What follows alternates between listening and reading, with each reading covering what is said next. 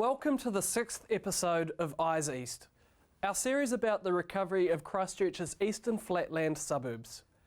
In this episode, we focus on the community connections from the city to the sea. For the past 4 years, AvON Network, or AvON, has been advocating to restore the natural environment of the red zone land in the east, and to create a multi-purpose river park.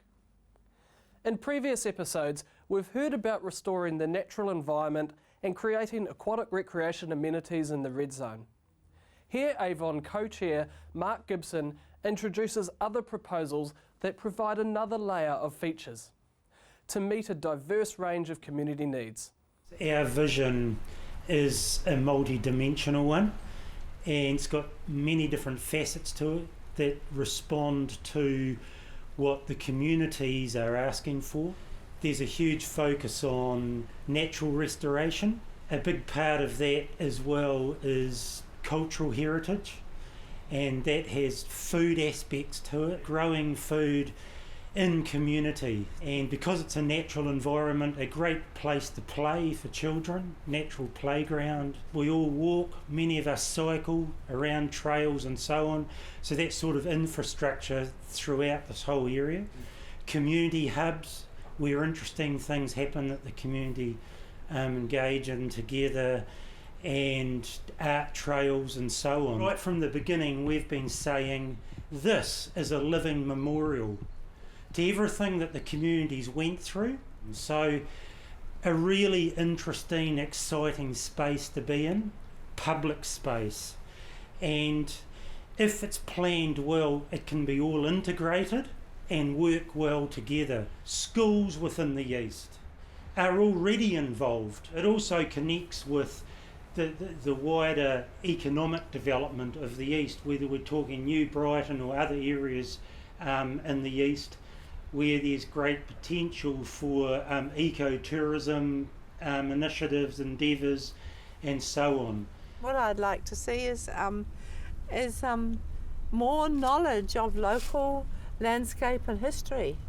I think to go forward, you need to go back. Where in the east does this heritage trail start and finish? It starts at the end of Salisbury Street. There's 3 po. The old graveyard with all the earlies in it, that was Holy Trinity. And then over the river to Avebury House. They had their little backyards down and their boats, sometimes little chuff steamboats on the river. Great big houses, beautiful. And then this whole new idea that came in with the 1935 new Labour government. And they built state houses along here. And then this area here, that we're trying to save, is a heritage area because it was a new suburb. It was a new idea. Well, I'd hope if we have to get rid of the house, which we obviously do, that we can keep the garden going, because the original shape of the garden, how it used to be shaped with the fruit trees down the back, some flowers in the front. If we can keep this garden shed, and we keep this walnut that was planted in about 1888, keep those things going, we've got something to show people.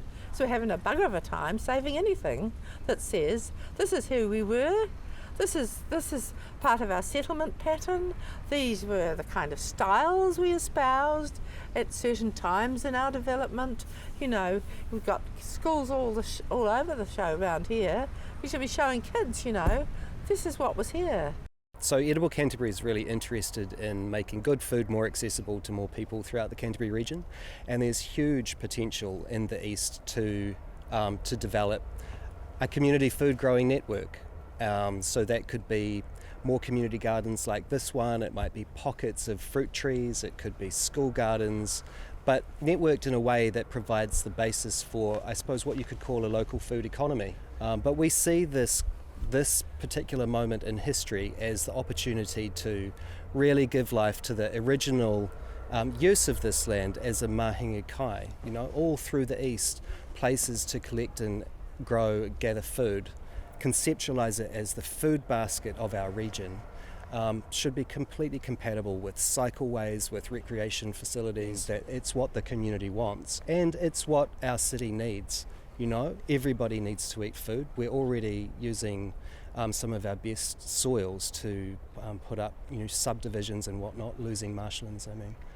This land along the river corridor is fantastic soil. There's the idea of relocalising our food system is, it's not unique to Christchurch. It's just that we've got this tremendous opportunity. It's not actually a blank canvas, because there's people's gardens in that red zone are a real treasure trove. There's 1,800 fruit trees in there that are all bearing fruit at different times of the year. The fruit trees are pretty well grazed at the moment, which I think is a really good thing, as long as people are respectful. What's a better way to bring people together than around food? Everybody eats, everybody wants to eat food, and everybody wants to eat good food. Natural playground uses materials, usually materials locally found, like plants that you would expect to find in that area. It uses logs and rocks, usually an element of water play, and children can use the space more creatively than they could in sort of a more traditional sort of plastic climbing frame sort of playground.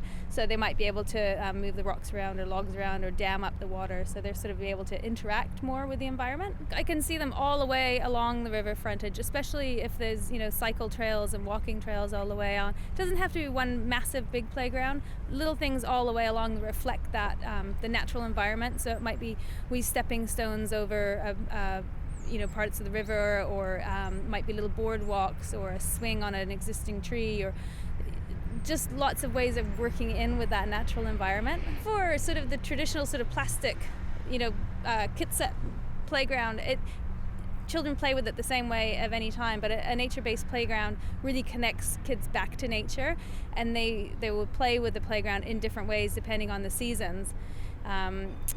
And in a much more creative way. I think this proposal is just so exciting. I can just imagine, families and children spending the whole day along this network of cycleways and little playgrounds and, maybe some cafes. And I think it would be an amazing opportunity for families within Canterbury to have this access, from the city straight down to the ocean. It would be amazing. It needs to be a vision that the East gets excited about and wants to be involved in making happen, not something that comes from outside that the East feels like belongs somewhere else. Coming up, we take a look at the pathways and hubs that connect communities and that are a key factor in restoring community well-being.